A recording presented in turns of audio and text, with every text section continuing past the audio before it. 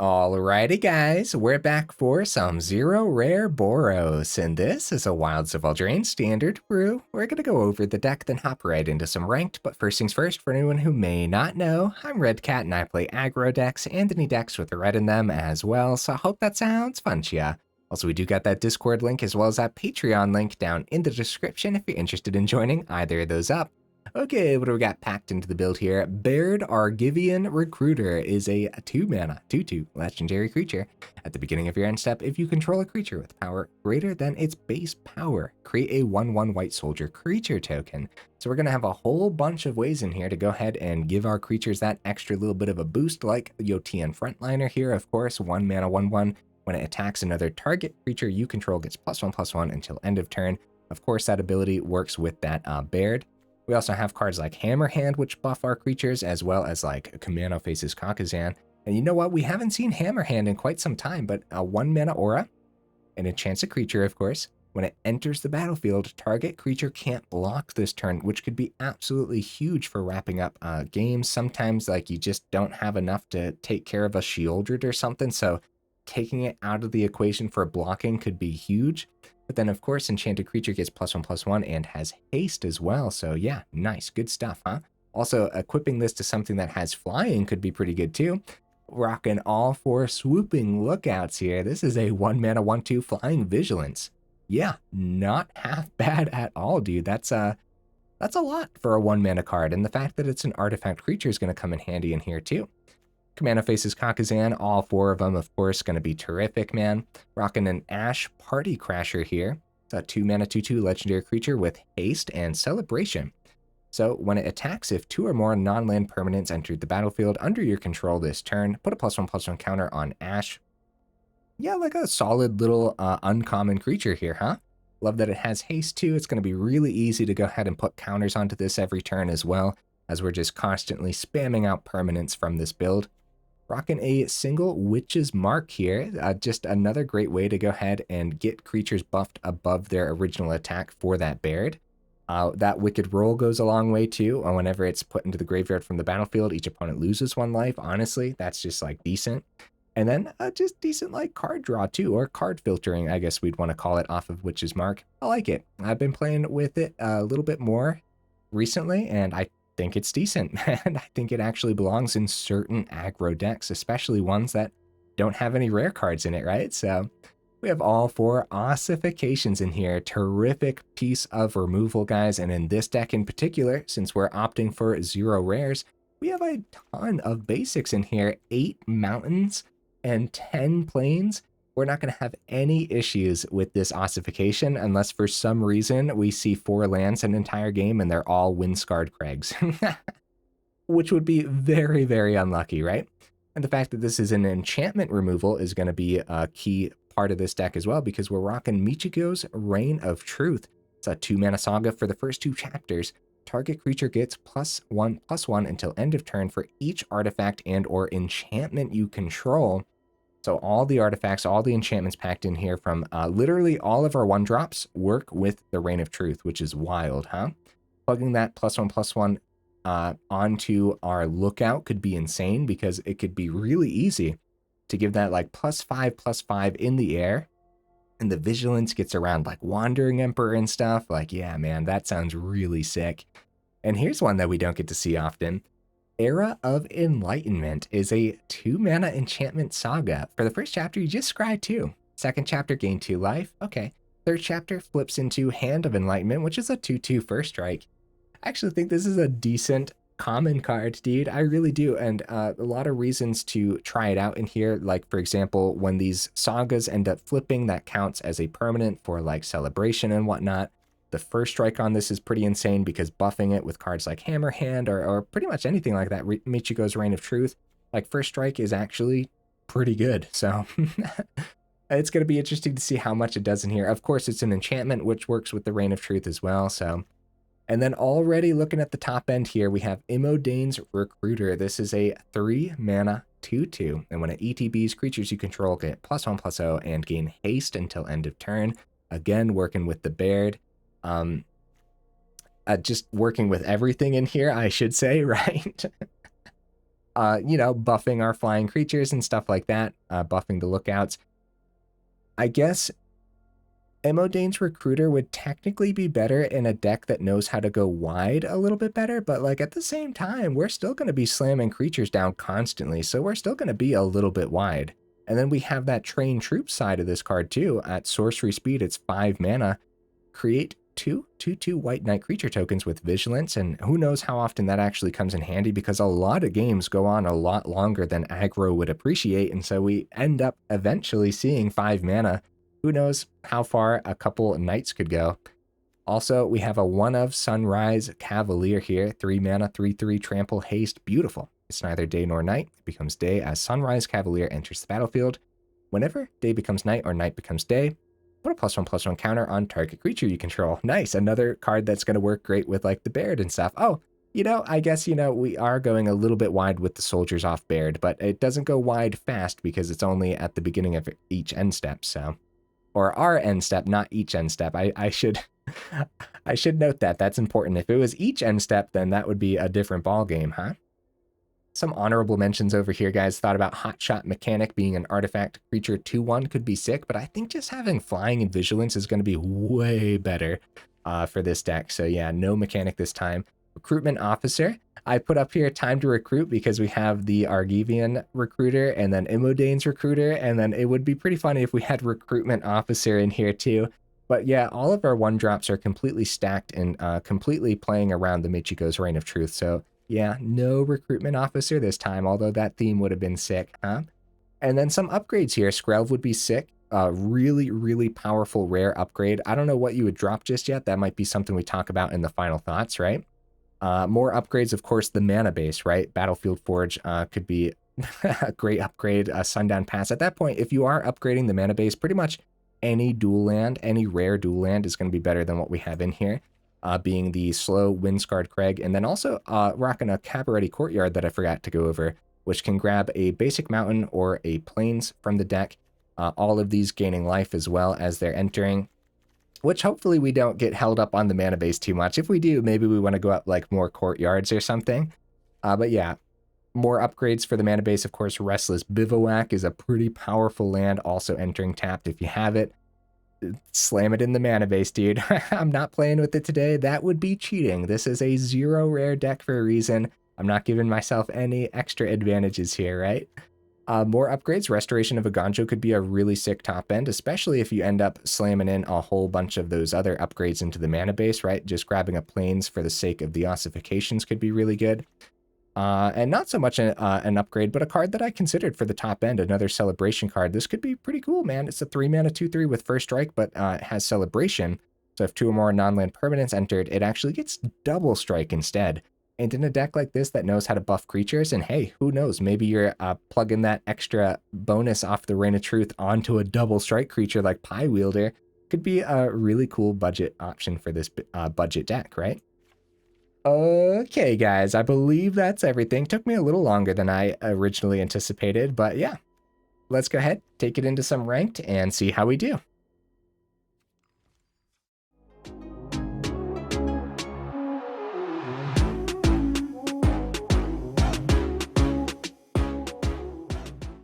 Right into that first game again, guys. Wow. Finding these matches really easy today for all the recordings that I'm doing. Look at those 1-drops, dude. You know what? Okay, opponent goes first. That's not terrific. Well, yeah. Probably start with the... Actually, I'll hold out on the Wind-Scarred, and we'll start spamming out some of these 1-drops, huh? Probably starting with Kumano so it flips as soon as possible. Another Kumano. Nice. Then Plains, and we can double down on Frontliner. We can go Kumano Lookout, which seems like that could be pretty good. I don't want the Lookout to get countered, so we're going to start with the Kumano and see what happens. Okay, Kumano lands. I guess at least we drew a second Lookout, right? Here's the counter. Oh, Impulse. Okay, nice. I was going to say, it could be like a creature counter that couldn't hit the Kumano, like an Essence Scatter, right? But this is sick. Oh no, no island for the opponent. I mean, that's great news for us, but am I really spamming out all 3 of these creatures? Mono blue doesn't have like terrific board wipes. I think we go for it, man. I mean, none of them have haste, so we're going to start with the swing. And none of them affect this board state either, but some Fading Hope. Okay, Fading Hope number 1. They get a scry here too. Keep on top, so it must be an island, I'm assuming. Consider. Okay, so they go for the putting the island in hand. I'm assuming that's an island.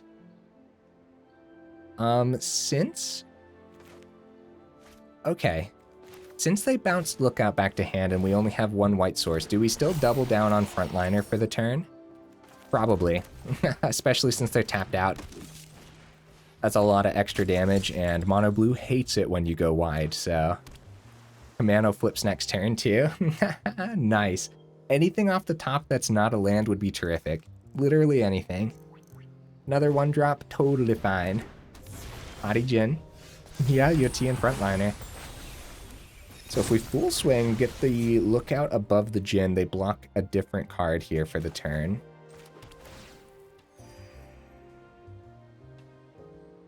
Lookout above Haughty Djinn is probably the key thing. And then we just let them take something else out. Right? Because it's going to be an etching, so Frontliners get through. Oh, because if they go Frontliner, we can bring him back from the grave pretty effectively. When it goes down to 7, and this is brutal, dude. Just spamming out these 1-drops. That is rough, man. Mono Blue needs something super fancy here. On next turn, we probably don't plug everything into 1 Lookout. Next turn. Okay, I was going to say it depends like how much they have open too. GG opponent. GG. They missed that 1 land, that 1 turn. And they were able to find it, but that did slow them down enough to just give us a huge advantage. But even so, being able to just spam out all those 1-drops was giving us a huge advantage either way. So it's just a matter of time at that point. And something super fancy needed to happen for the opponent there too, so... The mana felt fine. Not seeing any of our 2-drops was super silly because we have so many 2-drops in here, but the 1-drops did their job for sure. A lot of damage getting plugged through. Oh, here we go. Found the next opponent. Alright, opponent, what you bringing to the table, buddy? Have you guys been checking out the spoilers for the next set? I haven't been, except for what everyone's been posting over on the Discord. I have been looking at the cards you guys are dropping over there for sure. It looks pretty sick so far, dude. I love the theme of the next set. This is good, right? Yes. 4 land seems like a lot, but like having Ossification and everything here. We'll have Ossification for next turn, but if they have nothing to pick up, we're just going to go right into that Wind-Scarred. Yeah, more planes off the top wasn't great, but you never know. We might keep this as a 5-mana card. Oh, more.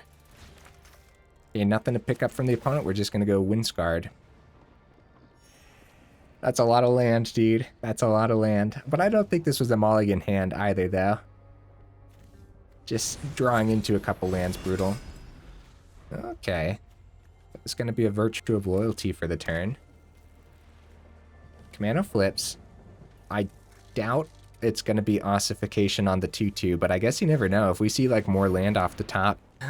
Ooh, this only hits creatures and planeswalkers, so it's not like we're going to be taking that welcome out of the equation. Reign of Truth is pretty good. Recruiter, I might have to wait.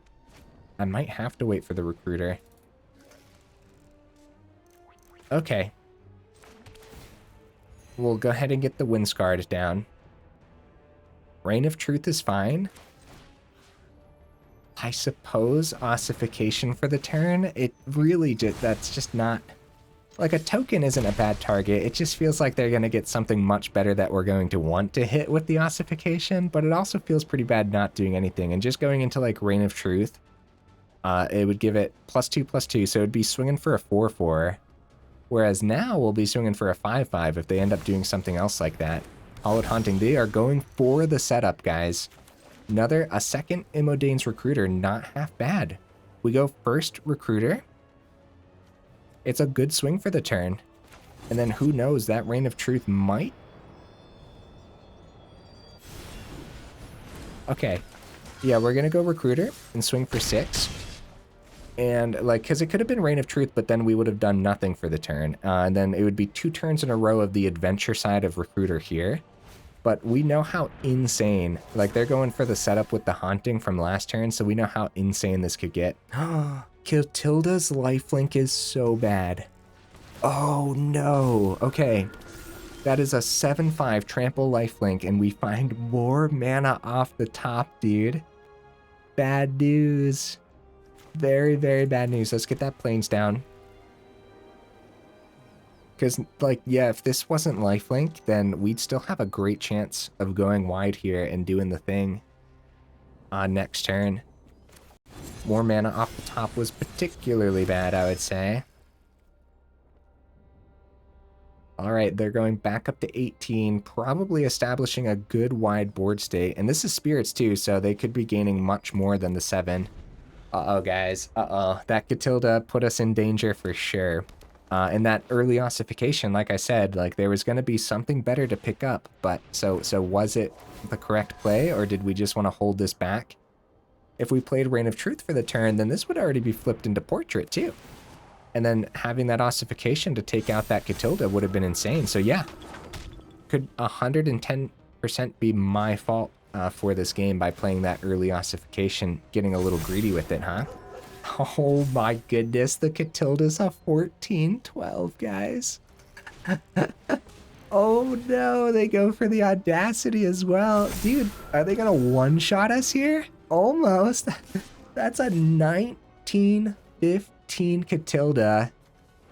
And I played ossification on a 2/2 vigilance. Oh no, dude.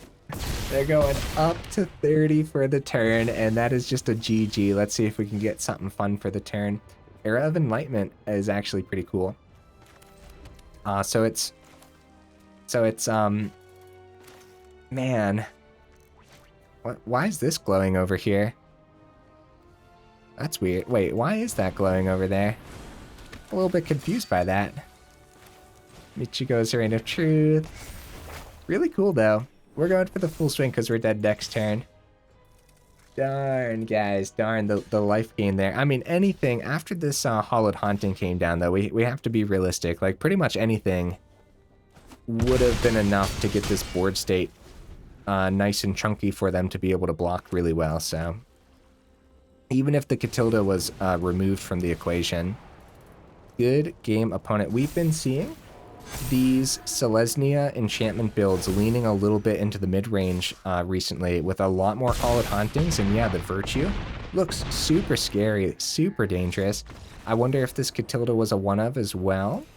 If I was putting the list together, it might be a one-of. I don't know if we'd want 2 of them, because it does require some setup. Well, I do like decks that require setup though too, so maybe I would have 2 Catildas in there. Especially depending on what you're going up against, because yeah, that lifelink can completely take certain things out of the equation. Certain decks. Like mono red, right? Like dropping a Catilda like that.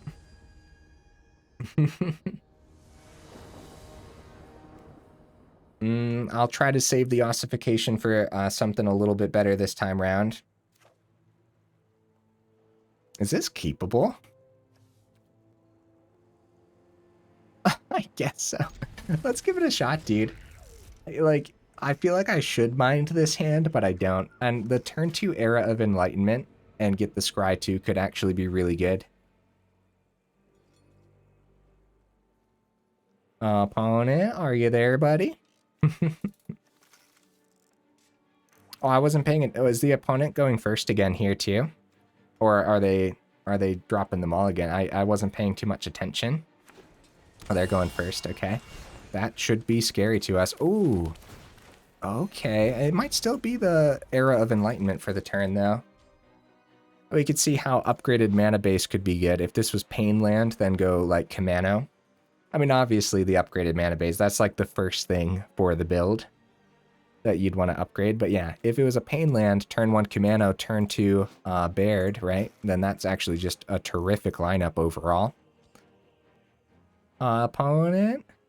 Okay, I keep getting paranoid that the opponent's freezing over there. We've had a lot of opponents just up and leave the match, and I do think that it's because they're freezing.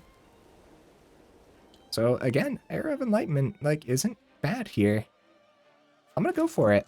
The Scry 2, find a land, is terrific, so I like both of those, but we're gonna go land first so we can do multiple things next turn. And I'm gonna keep the Swooping Lookout as well. The gain 2 would be good against certain decks, like mono red again, right? But against this deck, probably not doing too much, man. Probably 5 color, I would say.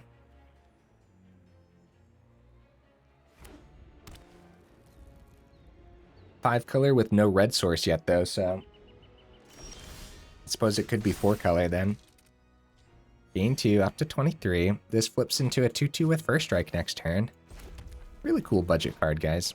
Also, that art is really nice too. Well, I know, man. I say it about literally all the art, but still. All right, let's start with Kumano. They do have blue over there, so. All right, let's try the Baird. We really want this to hit, but it could also just be spot removal. So, Herd Migration, right? Okay, so some 5-color domain. There's their red source. Yep. Yep, makes sense to me. This is gonna be an uphill battle, guys. They went first, which is really bad. Even if we went first, it would have been an uphill battle because you really got to charge through, man. Like, you got to go so fast because they ramp really effectively. And yeah, they have a lot of valuable life gain early on, too. Baird not sticking, but still not bad. Ossification still could be great removal against certain cards, depending on what they end up having here. Like taking a Stomper out of the equation once it's able to block and stuff could be really good. Swooping Lookout. Hand of Enlightenment doesn't have haste or anything, so we're just doing everything now. Yeah, the double ossifications could be really sweet. Creature off the top or like a Reign of Truth would be really, really good. Oh, more life gain with the Herd Migration going up to 26, guys. We're in trouble, man. We really, really got to go. We got to find a better way to do more damage. I guess Imodane's Recruiter would be really good at this point, right? A couple in a row or something? Losing the Baird is rough because, yeah, if we were going wide, then that Recruiter off the top would have been insane. Green source, white source, colorless, red. Keeping the plains open. So they go Luca here. So we have to, with the plains open, we have to, I suppose, anticipate their enchantment removal, right? Because it should only cost 1. They should have all 5 over here for their domain. Era of Enlightenment actually isn't bad, dude. I really like the Scry here. Ossification can hit Planeswalkers too, but it would be better to just hit the Beast and then full swing at that Luca anyways, right? We got to get it off the board. And if they have, let's see.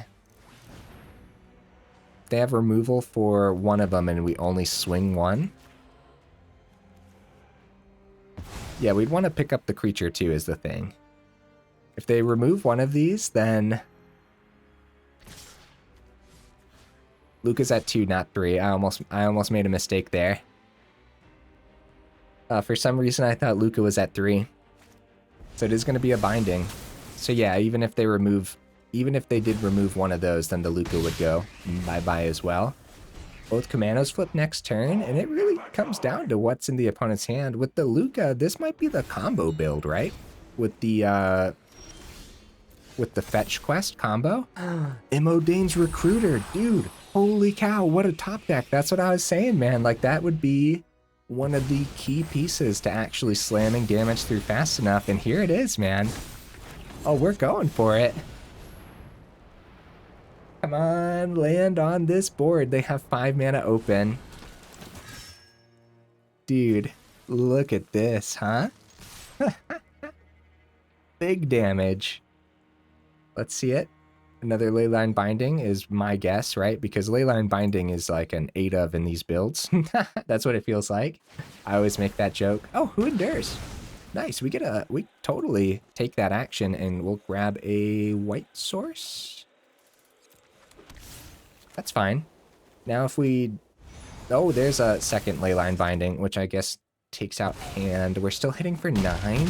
The opponent very well might be fizzling out, guys. Another recruiter off the top would be amazing.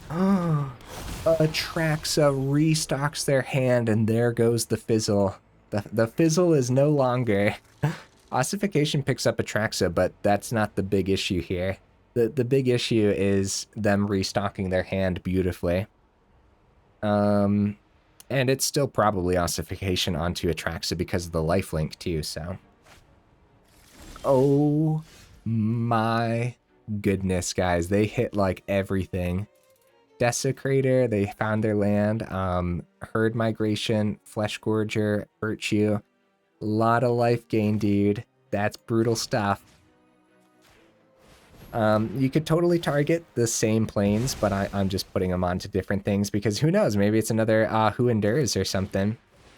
And they're tapped out, so I'm doing this before combat just to see what's on top. Oh, that would have been so good. Okay, well, we send this. Do I keep this? Probably not. Everything's getting removed, and we're just... That's not even going to be doing anything. I think we just, like, look for another recruiter, right? Probably our best bet. The big issue here is they go, like, Virtue of Persistence, pick something up, right? Herd Migration gains them even more. They can go Flesh Gorger as a blocker for the turn. They could just drop that as a 7/5. They could just play the Virtue out as an enchantment too. Actually, that'd be dangerous, huh? Oh wow, they go Herd Migration for the turn. I mean, yeah, that does block really well. Land off the top. That'll flip soon. I guess we keep Ossification for a bigger creature. I think this is heavily leaning towards the opponent, and it just comes down to how are they going to deal the last bit of damage. So in other words, when are they going to start swinging in with their 3/3s? Virtue onto Etching. And they still have 7 open if they want to play one of those. They do end up playing one. Okay, luckily we exiled the Atraxa though, right? Yeah, we'll take the damage. They still have 3 open. Yotian Frontliner, not bad. Not bad at all, man. I think we still keep Ossification, right? For when they play Flesh Gorger. They're going to take our Baird. Or Bard or Baird. I have no idea how to pronounce that guy's name. Alright. No attacks. Unfortunately, this just gives them even more turns for even more setup. That life gain's been brutal, huh? Atali is a card that they saw off the top here. They didn't even hit that with the Atraxa. That's not even the greatest hit for Ossification, is it? They found an Ash, which actually has haste, and it's actually going to get the counter when it swings, too. And a second Atali, too. Sunrise Cavalier also has haste. Dude, they might as well go for it, man. And they found a Flesh Gorger, too. They might as well go for that swing, because that's all 3/3s, because Ash gets that counter, too. That's a wild time, man. All right, what do you guys think? Take 15, 18. Trump Ash, right? Let's do this. Let's see. Let's see what we see off the top, because it could be an Imodane's Recruiter. We go Ossification. It is not an Imodane's Recruiter, unfortunately. I was going to say Ossification. Oh, we can't even hit the Flesh Gorger because of the ward cost, though. Well, GG opponent. We could... That's the pay life, though. You can't pay if you don't have it. So we'll go ahead and hit that. Get that Frontliner back. Cool swing. And we'll buff the Hand of Enlightenment because of that first strike, too. Still pretty cool, man. I feel like we were really plugging damage through, but of course, one of the big things about these decks is just the a lot of life gain. They ended up gaining 2 life from both Virtue of Persistence. Why did I used to...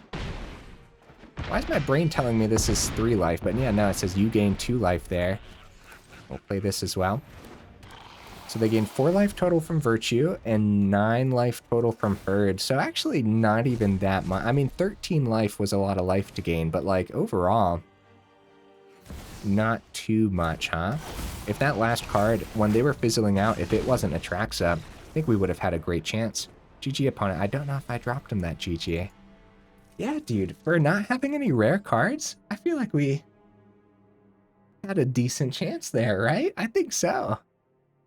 The opponent hit great stuff off of the double Italis. Since both of them had haste, that wrapped up the game a little bit sooner. Either way, I think that turn would have been the turn that it was wrapped up. Because even if we kept blockers back and chumped anything we could, like Atali has trample too. Oh, buddy, opponent goes first. That's brutal. Let's keep it? Okay. Okay, let's give it a shot. I don't know if this is a mulligan necessarily, like it's not bad. It's not like the greatest, but it's not bad. Oh, maybe I should have played the frontliner since there's no guarantee that... Okay, well, underdog's good to hit with Ossification number 1 probably, right? Ooh, Kumano though. Kumano getting that down, flipping it sooner. We won't have a guaranteed creature to get a counter to next turn, but I don't mind that. It was just going to be Ossification for the turn, but seeing the other 1-drop, I think we have a chance for a little bit more setup here. Up against Golgari, frontliner, might... Okay, Terra Sunder on the Kumano. Okay, that's good, because then the frontliner isn't exiled. Probably a swing here, I would say. We don't block for now. Cut down on the frontliner. Now the swing is coming in. Been seeing a huge uptick on the number of Terra Sunders being played, which makes so much sense to me, dude. It almost seems necessary. Okay, Ossification, pick up the underdog, and that's it. We're gonna need to find some more creatures off the top here, man. Is it gonna be Turtle? 4-mana Turtle? That's better than Sheoldred, I guess. Okay, Flesh Gorger for the turn. Okay. I suppose... Well, Kumano, first of all, right? Frontliner not wanting to really come back yet until there's something meaningful to come back to, you know? Like Reign of Truth, we could get it above the Flesh Gorger. I'll pick up the Flesh Gorger. That's fine.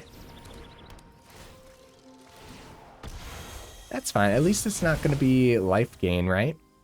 And then no attacks. Yeah, very, very slow. Maybe this was a mulligan hand, but it didn't really look like a mulligan. It was a lot of land, though. No double red source could eventually be detrimental too, but as of right now, it's not. Creature off the top would, of course, be like best case scenario, so we can get that counter from the Kumano. Oh my! They go for it with the Nissa, and at this point, they're probably just going to get some tokens, right? Oh no, they're going to destroy our Kumano? Oh, wow. Okay, well, that's not good, but we'll play it. And we got to take out that Nissa this turn for sure. So frontliner comes back. And unfortunately, Michiko's Reign of Truth not doing too much here. But it's still pretty decent. Actually, they go +1. If we swing face, we don't have a creature. We're going to lose the frontliner. Yeah, we got to take care of that Nissa. If we had extra creatures on this board... Yeah, I'm going to save the other Reign of Truth, although getting those flipped sooner might be good too. I don't know, guys. I don't know.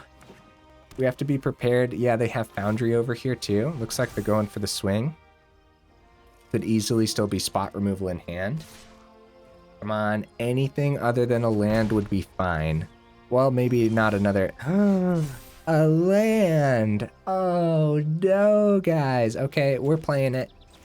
They're playing the land, keeping the Reign of Truth back, and we're going to try to buff the heck out of this portrait. What would you guys do if we won like next turn off of this portrait? Because it's possible. We could see an artifact or enchantment off the top. They play a land. Liliana, my Reign of Truth. I'm getting punished for playing that land, guys. No. Don't overthink things. No, my heart is broken. I shouldn't have played that land. I should have kept the plains in hand, but I guess we wouldn't have known that they were going to play a Liliana. But at the same time, it's a land off the top anyways. Womp womp. So portrait would have been 3. It would have been 7. Oh, it didn't have haste anyways, so. All right, we better play this because that's, I guess it doesn't matter because they're going to go -2 on the Liliana. Crap, guys, crap. Yeah, if we mulliganed and found a faster hand, I feel like we'd actually have a decent chance here, right? Also, seeing a lot of land off the top too is really, really bad. Swinging with Mishra's Foundry. A couple hasty creatures that could pick up that Liliana and put us right back into this. Swooping Lookout is not one of the hasty creatures. If we don't play it, they go +1, we lose it. If we do play it, they still have the -2 and we lose it. So yeah, we gotta play it, unfortunately. I should have never played that Plains, and not just because of the Liliana, but we also have, what's it called? The Witch's Mark or something like that in here, which has us, you have to discard a card, then draw 2. So having that extra Plains in hand could have gone a long way either way. So definitely my fault for playing that Plains. Losing that second Michiko's Reign of Truth. They do go for the +1 instead. That makes sense to me.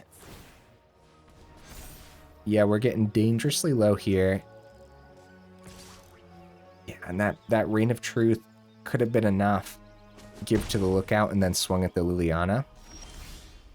Frontliner, that's not bad. That's not bad at all. We're chilling at 8, so like we're in some serious danger. But Vigilance on Lookout, just in case, as an emergency blocker. We could always like double block the Foundry now too with the Frontliner. And when it comes time, if we full swing next turn, we'll have the 2 for Liliana. Except they go +1 again though, yeah. So I guess we're still in trouble with that Liliana being on the board a couple extra turns. Unless we draw something really good too. I don't know, man. I guess anyone's game, right? I guess, since we're both, it's a top deck war. So it's possible that we get pretty lucky. Tear Asunder. Oh, that was a really good top deck for them because they get a 7/5 Flesh Gorger. So early on, taking out that lifelink was pretty key for us, but going up against Golgari, knowing that they are running these, it's pretty risky either way, huh? Well, with the Flesh Gorger on the board, I think that's game. So I guess we go take the 5, because I can't think of any way around that Flesh Gorger's ward. So, oh, more land. That's gross, dude. That's pretty nasty. A little bit of a flood. So you just like full swing at Liliana. Buff the Lookout. They block here, gain 7. They also don't know what's in hand, so they could just like, they could let the Liliana die and go for the swing next turn. Because who knows what kind of fancy thing this could be. I guess nothing, realistically. Nothing can get around that ward cost right now. You chose the wrong day to cross. And then since they can have us discard that, we just play the Plains. Good game, opponent. Yeah, I'd call this pretty unlucky draws with all this extra land, right? The double Tear Asunder. I'm actually surprised it took so long for Tear Asunder to actually start seeing play, right? It's kind of ridiculous. At that point, I guess it was just waiting for Golgari to get a little better, right? I think so. And we're seeing that huge uptick in Golgari because of the turtle and everything, and the creature lands. So we block here, we take the damage. So I guess that makes sense. This looked like a little bit of a different version of that Golgari, rocking that Nissa on the top end. I don't know how much Liliana we end up seeing either. from these decks too. So we're 39 minutes into the video. We're going to try to get one more match in because this is in fact an aggro deck, or at the very least I designed it to be aggressive, right? So it should be a fast game either way. Then we'll hop into the final thoughts. So far, pretty brutal matches for this week's videos. Ooh, no red sword. Yeah, Witch's Mark. Yeah, I should have kept that Plains in hand for sure, dude. I don't think that game would have ended up being a victory anyways, but the Scry 2 could help us find a red source. I'm going for it, and we go first. This is a really slow hand for going first, but we'll be fine, we'll be fine. This could also be another mulligan, but you guys know me, I like to keep those really risky hands, push the deck to its absolute limits, and sometimes risking it like that ends up working out really nicely, so. All right, guys, I'll go ahead and pause the recording until the opponent shows up here. Opponent has arrived, and they dropped us the hello as well, so I'll drop that hello in return. We're going to go right into that Era of Enlightenment, as that Scry 2 is vital for keeping this hand. Not a lot of great lineups with the Michiko's Reign of Truth, but realistically, any deck where you actually want to keep creatures on the board has been a rough time in general. So yeah, when you want to keep a creature to actually target with that Reign of Truth, it can be pretty difficult. They dropped the hello again. Maybe they think we missed it the first time. Okay, Scry 2. Yep, there's our red source. Keep that on top. Ossification. Am I going to ditch that? Really? Am I? No, I should keep it. I should keep both. I don't mind either of those. We're going to go Wind-Scarred next turn and then consider the Ossification depending on what they play. And we're going to gain 2 as well, so. Murex. Okay.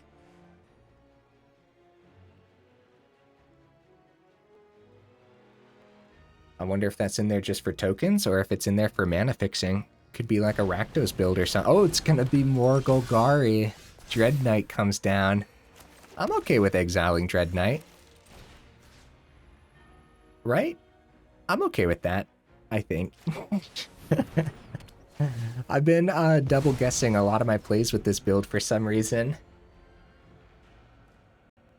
So this is gonna flip into a 2/2 first strike, which isn't bad.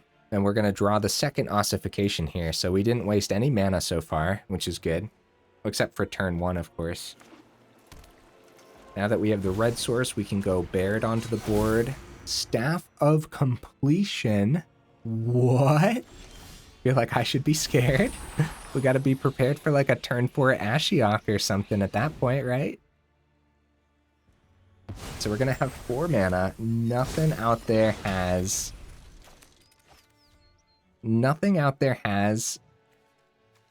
Man. If we go Witch's Mark, we have a chance of drawing into another red source and then going Baird, but it has a... You know what? I am gonna go Witch's Mark. I've talked myself into it, because now we get the Wicked Roll. And I'm gonna ditch the Plains. Right? I don't think I mind this. Wicked Roll onto... Cut down. Staff of Completion acts as ramp. Oh no. It fizzles out completely because of that, guys. Oh no. And we can't play... Oh, that's so bad. Ossification can't hit staff either, so that's it, dude. I'm not even going to play that Reign of Truth. We need Reign of Truth to be more explosive. Guys, that's so brutal. If I would have anticipated the cut down coming from the staff's ramp, then maybe we should have went Baird instead. Oh, that's brutal, dude. We just got completely blown out from that cut down. If we could have still gotten the draw off of the Witch's Mark, then that would be a different story, right? Sheoldred for the turn. Michiko's Reign of Truth really missing its mark here a lot, huh? Let's get this down. If we go Reign of Truth, we do get the extra 1/1, but it's got to be like Ossification for the Sheoldred, right? And then we can at the very least, double down on Baird. But this is what I meant when like we really require creatures on this board state, and it's really hard to keep creatures. So like, how are we gonna get around this? Right? Could still easily be another cut down. 2 mana could be another Go for the Throat. So the Michiko's Reign of Truth really not proving itself right now against these decks. At this point, if they do remove the Recruiter, then we're still going to play the Reign of Truths. More land. Oh, no. Oh, guys. Ugh. Yeah.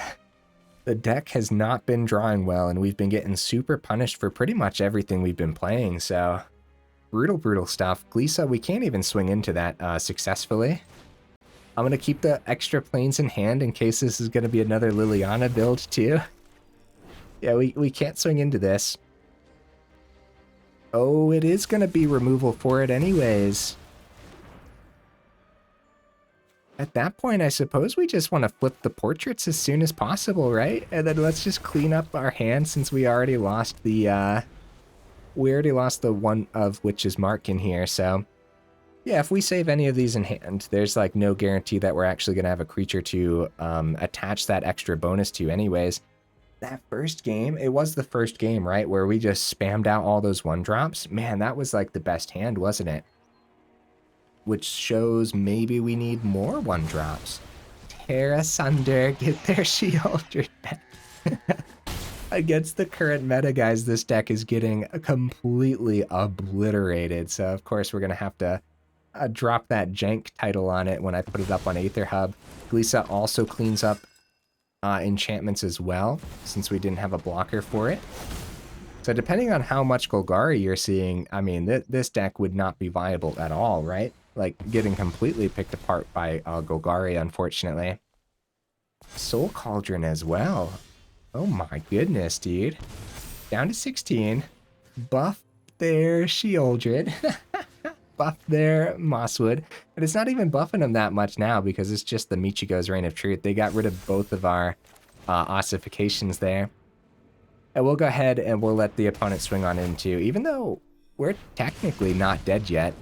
We're at 16, so they have 11 on the board, 2 when they pass. So that's, yeah, that's not enough unless they buff again with the Soul Cauldron, which would only be an extra 1, so still not enough. They would need a couple more damage. Glisa takes out one of the Reign of Truths before it flips next turn. Rough, tough uphill battles, huh? They found a forest. Staff of Completion, draw a card, because why not? Because they gain off of Sheoldred. Actually, I really like the Staff of Completion. I bet that Ashiok is actually in this build somewhere, too. And overall, you know, I'm saying it's like super janky, getting completely picked apart, but also maybe we just like drew pretty poorly too. Like the number of extra lands we ended up seeing, we better double check to see how much land is actually packed into the build. So they can go Soul Cauldron, no creatures to pick up this time round, so they decide not to. They're back up to 15. We flip Kumano next turn. And you know what kind of was an MVP today that I wish we would have seen more of? Oh, nice. They can just blitz out the underdog. We go for the draw, too. Back up to 11 because of Sheoldred. That's really sick, opponent. This is actually a good game. The last couple versions of Golgari didn't really look like they're playing meta cards, obviously. Glisa, Sunslayer, Sheoldred, the Dread Knight. But they kind of are different versions of Golgari that I haven't seen yet, so maybe there's a good amount of variety going into Golgari recently, huh? Alright, let's go over this deck list one more time. Number 1, if you do end up upgrading it with like a better mana base and everything, that'll help a little bit, right? For sure. For sure. A little bit faster mana base could go a really long way. The 1-drops were amazing. Hold up, let's check. 23 land. Way too many for this deck, guys. That's 100% my fault. So what do we want to do? Oh, but wait, hold on. If we drop 1 or 2 land, there aren't going to be many turns where we're able to play like two drops on the same turn. Like, there are plenty of instances where we want to see that 4th mana, so we can play an Ash on the same turn as a Michiko's Reign of Truth. Or play an Ossification and a Witch's Mark, or an Era of Enlightenment. Yeah, dude, we have so many 2-drops that we want to get the 4th. On that note, 23 really felt like it was just way too much. Also, like, Imodane's Recruiter has that adventure side that's 5 mana too. I don't know, guys. I really don't. Maybe we did end up getting a little bit more unlucky than I was anticipating. Here's what I would do. I would try it with one less land. See if 22 feels like enough, right? If you're dropping a land, I'd go up like a Cavalier. I think having another solid hasty creature could be really good. Just like more creatures in general, dude, we really struggled keeping creatures on the board, unfortunately, right? So we didn't have a lot of targets for Reign of Truth when it came time. And then what the cards that we were actually able to keep on the board were our adventures anyways, Kumano and like Era of Enlightenment, and I called them adventures, I mean sagas. Era of Enlightenment and Michiko's Reign of Truth, and so we're actually able to keep those enchantments a little longer, but then they take a while to flip, which means if you have more Reign of Truths in your hand, you're still not targeting anything. So a lot of that just didn't line up at all. So what do we want to do then? We drop a land, go up a Cavalier. I could see dropping a Hammerhand down to a 1 of, since it didn't even come into play today anyways, but again, same concept as that Reign of Truth, dude. We really struggled to have any creatures to target at all. That last game where the Witch's Mark didn't hit, that was like the GG right there. That was the nail in the coffin, completely blown out from the Witch's Mark. Was that last game or 2 games ago? I don't remember right now because we saw Golgari a few times in a row there. So I could see dropping the Witch's Mark, even though I really like the Wicked Roll as well. Also like that it's common too. Yeah, I just really like that card. Okay, recap.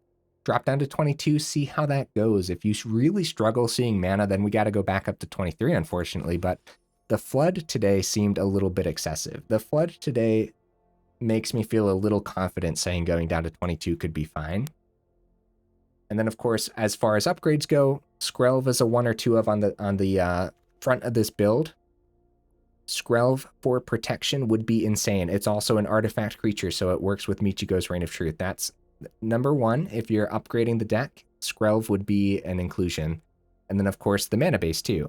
Dropping the Wind-Scarred for faster land could go a very long way. And depending on how much you're upgrading the mana base and how many basics you're taking out, then you want to be careful with that Ossification. So like a 1 or 2 of Restoration to grab some planes could be pretty cool, as I'm always greatly paranoid that Ossification is going to miss its mark. And if you are also paranoid that Ossification is going to miss its mark, there's also other pretty decent cards that take creatures and stuff out of the equation, like Planar Incision could be a neat one too, depending on how many dual lands you end up adding and how many basics you end up taking out. So we could just end up looking at a completely different list at the end of the day. And so for now, I'm just going to say I'm keeping it as it is and more testing's required. But what would you guys add or take out? Do you think that I'm right and we might have too much land, surprisingly? And how often would we actually not be able to play 2 of our 2-drops out on the same turn as well? So as far as like 0 rares go, I think the deck did pretty good. But against the current brutal meta, it just didn't feel like enough right now. And so the upgrades might actually be required this time around. So really neat concept, though. I think that the deck definitely can do a thing. Just like literally keeping one creature active on the board could go a very long way. We just really struggled to actually get that creature. Yeah, Imodane's Recruiter, man. I'm going to be playing with this more in the future. I think it's a really sweet uncommon, man. Dude, yeah, really cool one. We played with it in a couple builds recently. And every time we're kind of like, yeah, man, another Imodane's Recruiter in hand, and we win the game. And that's kind of how the card feels, you know? So really like it. Definitely going to be playing with this more often. All right, guys, enough rambling, huh? If you made it this far into the video, for real, y'all are champions. I super duper appreciate you, and I will see you in the next video.